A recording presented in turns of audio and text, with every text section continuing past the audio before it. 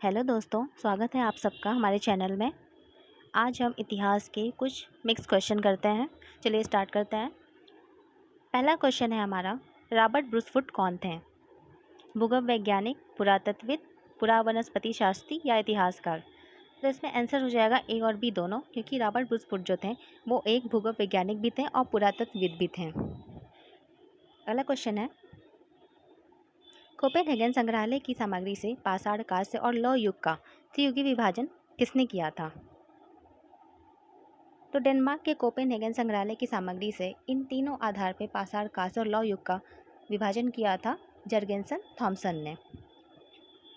तो इसका आंसर हो जाएगा ए। अगले क्वेश्चन पे चलते हैं।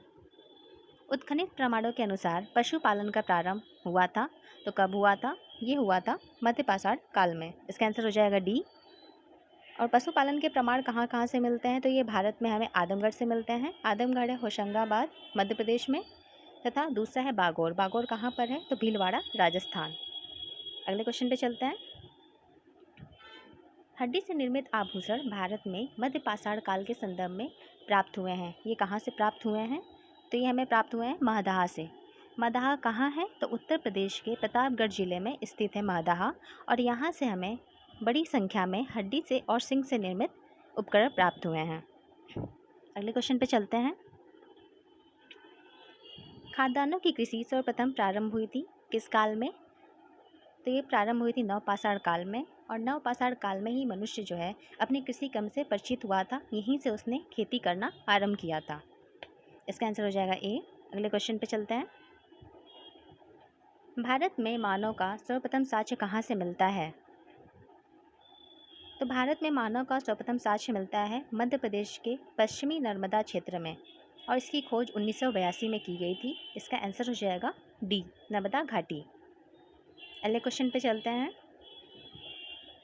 पैगंबर हजरत मोहम्मद का जन्म हुआ था किस ईस्वी में हुआ था? तो इसका आंसर हो जाएगा 570 ईस्वी में। पैगंबर हजरत मोहम्मद, ये सऊदी अरब में इनका जन्म हुआ था।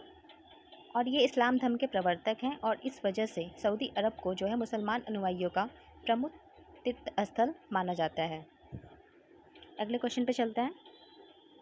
मक्का कहाँ है? अभी अभी हमने ऊपर वाले क्वेश्चन में किया था कि मक्का जो है वो सऊदी अरब में है और यहीं पे हजरत मोहम्मद साहब का जन्म हुआ था। हिंद भारत की जनता के संदर्भ में हिंदू शब्द का प्रथम बार प्रयोग किसने किया था? तो वो किया था अरबों ने। अरबों ने हमारे भारत की जनता के संदर्भ में हिंदू शब्द का पहली बार प्रयोग किया था। और ईरानियों ने भारत को हिंदुस्तान कह के संबोधित किया है, और तथा यूनानियों ने इसे इंडिया कहा है। अगले क्वेश्चन पे चलते हैं। इसका आंसर हो जाएगा डी, अरबों ने कहा था। भारत की जनता के संदर्भ में हिंदू शब्द का प्रथम बार प्रयोग अरबों ने किया था, तो आंसर हो जाएगा डी। भारत पर पहला मुस्लिम आक्रमण कब हुआ था? किस वर्ष हुआ था?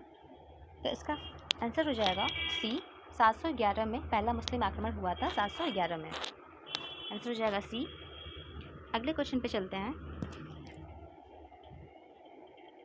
भारत में प्रथम मुस्लिम आक्रमणकारी कौन था? तो भारत में प्रथम मुस्लिम आक्रमणकारी था मोहम्मद बिन कासिम। मोहम्मद बिन कासिम द्वारा सिंध की विजय कब हुई थी? मोहम्मद बिन कासिम द्वारा सिंध की विजय हुई थी 712 में। इन दो क्वेश्चन में हमें ध्यान रखना है, अगर पूछा जाए कि पहला मुस्लिम आक्रमण या मोहम्मद बिन कासिम द्वारा या अरबों का आक्रमण किस वर्ष हुआ था, तो वो हो जाएगा 711। और अगर ये क्वेश्चन पूछे कि मोहम्मद बिन कासिम द्वारा सिंध की विजय कब हुई थी, तो वो हो जाएगा 712। इसका आंसर हो जाएगा सी। अगले क्वेश्चन पे चलते हैं। भारत पर सर्वप्रथम मुस्लिम आक्रमणकारी कौन थे? अभी अभी मैंने बताया, वो थे अरब के। अरब का ही था मोहम्मद बिन कासिम, और इसी ने सबसे पहले मुस्लिम आक्रमणकारी यहाँ मतलब आक्रमण किया था भारत पर। मोहम्मद बिन कासिम कौन था? तो अरब था। आंसर हो जाएगा सी। इसमें से गजनी राजवंश का संस्थापक कौन था? तो गजनी राजवंश का संस्थापक था अलत्तगीन। और गजनी वंश का दूसरा नाम था यामनी वंश। और इस अलत्तगीन ने गजनी को ही अपना राजधानी बनाया था। महमूद गजनी ने भारत पर 17 बार आक्रमण किए थे, कथन है। और कारण ये है कि भारत में अस्थायी मुस्लिम शासन की स्थापना करना चाहता था। तो इसमें आंसर क्या हो जाएगा? इसमें आंसर हो जाएगा सी, कथन ए सही है, परंतु आर गलत है। क्यों? क्योंकि मोहम्मद गजनी जो है वो आक्रमण तो किया था भारत पे कई बार, 17 बार उसने आक्रमण किए थे, लेकिन वह भारत में उसका उद्देश्य ये नहीं था कि वहाँ पे ये मुस्लिम शासन की स्थापना करे या फिर अपना शासन यहाँ पे स्थापित करे। अगला क्वेश्चन है, वास्को डी गामा कालीकट पर किस वर्ष में आया था? तो वास्को डी गामा कालीकट पे आया था 1498 AD में। अगले क्वेश्चन पे चलते हैं, इसका आंसर हो जाएगा बी। निम्न में से नीला जल योजना ब्लू वाटर नीति से संबंधित कौन है? तो ब्लू वाटर नीति से संबंधित है अल्मीडा। ये भारत में पहला पुर्तगाली वायसराय और गवर्नर बनकर भारत आया था। कब आया था? तो 1505 में। द अल्मीडा, आंसर हो जाएगा ए। पुर्तगाली उपनिवेश का प्रथम वायसराय भारत में कौन हुआ? अभी हमने पढ़ा, अल्मीडा हुआ था। पुर्तगाली उपनिवेश का प्रथम वायसराय भारत में हुआ था अल्मीडा। अगले क्वेश्चन पे चलते हैं, निम्नलिखित ने में से किसने वास्को डी गामा का कालीकट में स्वागत किया था? तो जमोरिन ने किया था। इसका आंसर हो जाएगा सी।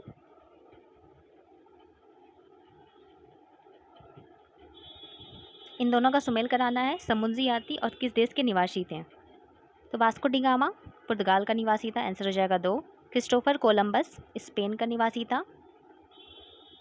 कैप्टन कुक ग्रेट ब्रिटेन का निवासी था। और तस्मान जो है वो हॉलैंड का निवासी था। तो इसका आंसर हो जाएगा 2, 1, 4, 3। अगले क्वेश्चन पे चलते हैं, भारत में यूरोपीय शक्तियों के प्रवेश के संदर्भ में निम्न में से कौन सा कथन सही नहीं है? पुर्तगालियों ने 1499 में गोवा पर कब्जा किया था। बी, अंग्रेजों ने पहला कारखाना दक्षिण भारत में मछलीपट्टनम में लगाया था। सी, पूर्वी भारत में अंग्रेजी कंपनी ने 1633 में उड़ीसा में पहला कारखाना लगाया। डी, डुप्ले के नेतृत्व में फ्रांसीसियों ने 1746 में मद्रास पर कब्जा किया था।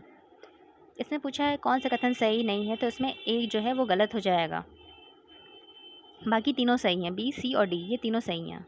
अगले क्वेश्चन पे चलते हैं, किन यूरोपियों ने भारत में प्रथमतः सामुद्रिक व्यापारिक केंद्र स्थापित किए?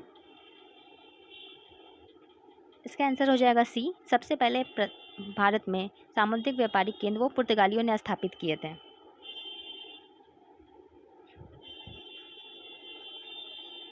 बंगाल की निम्नलिखित फैक्ट्रियों में से जो पुर्तगालियों द्वारा स्थापित की गई थी वह कौन सी थी? तो बंगाल में हुगली जो है पुर्तगालियों द्वारा स्थापित की गई थी।